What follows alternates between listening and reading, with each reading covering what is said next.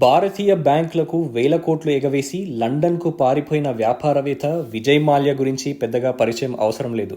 మాల్యాకు చెందిన బెంగళూరులోని ప్రతిష్టాత్మక కింగ్ ఫిషర్ టవర్స్ పై నిర్మించిన ఇంద్రభవనం లాంటి పెంట్ హౌస్ గురించి ఎప్పుడైనా విన్నారా? దాదాపు 400 అడుగుల ఎత్తులో బెంగళూరులోని కింగ్ ఫిషర్ టవర్స్ పైభాగంలో మార్షన్ స్టైల్ పెంట్ హౌస్ ను నిర్మించారు.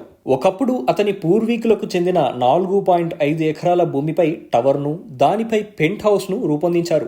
హెలీప్యాడ్, ఇన్ఫినిటీ పూల్ లాంటి మరెన్నో విలాసవంతమైన సౌకర్యాలు దీని సొంతం. హెలీప్యాడ్ తో పాటు 3 అంతస్తులలో 40,000 చదరపు అడుగుల విస్తీర్ణంలో ఉంది ఇది.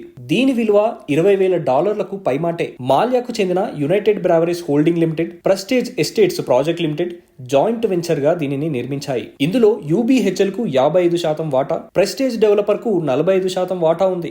కింగ్ ఫిషర్ టవర్స్ లోని ఫ్లాట్లను కూడా 7ంటిని 150 కోట్లకు విక్రయించిందంటే దీని క్రేజ్ అర్థం చేసుకోవచ్చు. మొత్తం అమ్మకాలు 2013లోనే పూర్తి అయినట్టు భావిస్తున్నారు.